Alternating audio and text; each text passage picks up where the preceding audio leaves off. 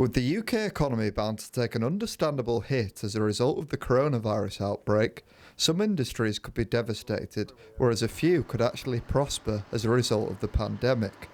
I spoke to two representatives from the Yorkshire Young Farmers Association, with Oscar Bevan firstly telling me how his farm generates income. Well, we're selling lambs for meat and for breeding. We're selling beef cattle to supply the food chain, and we're also selling breeding animals from the cattle side of it as well.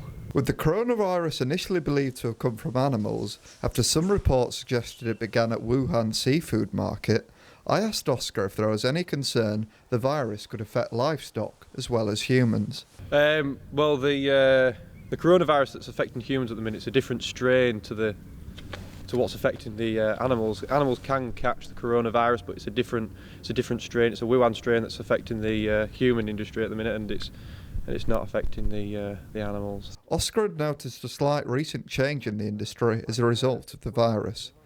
It's a lot quieter. Things are struggling to get delivered. We're struggling with things like that. But as a whole, it's not really taken effect on us just as of yet. With people stockpiling food and produce, Oscar explained how this could have a positive impact on the industry. It could have a positive impact with if people are carrying on buying local. I mean, I know a few butchers locally, and they're saying that it's like Christmas, and a lot of people are coming and wanting to buy stuff, and they're struggling to supply enough. So if it's going to be like that, then people are going to keep on buying produce locally sourced, and it's going to be perfect for us, really. With the job of a farmer often being independent and isolated, I asked Oscar if many farmers would be able to carry on working. Yeah, you very rarely come into contact with other people when you're at work. There's a few, clearly there's delivery drives and things like that, but there's precautions to be taken place, and if you keep distance away from people and stuff like that. But if young people, you might feel an effect of it, but it's the older generation of farmers that are going to be getting hit the most if it affects them. Harry Preston from Grange Farm discussed the busy time of year that March is for farmers.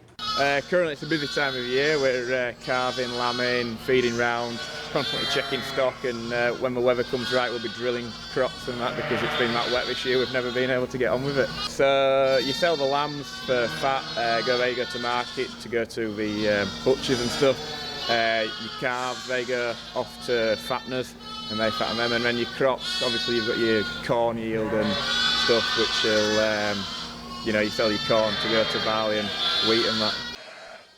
With the potential for the public to stockpile food, Harry discussed the spike in the demand for meat and poultry. No massive changes as of yet, but butchers are getting busier. This means increase of local farmers are going to have to help out, and so you'll be able to sell more stuff to local people. I asked Harry whether he'll be self-isolating as a result of the coronavirus. Yeah, continue working as normal. Self-isolation, you are on your own a lot of the time anyway, and because it's such a busy time of year at the minute, you don't really get a chance to go out or go to the pub on a night, but there'll be none of that soon anyway.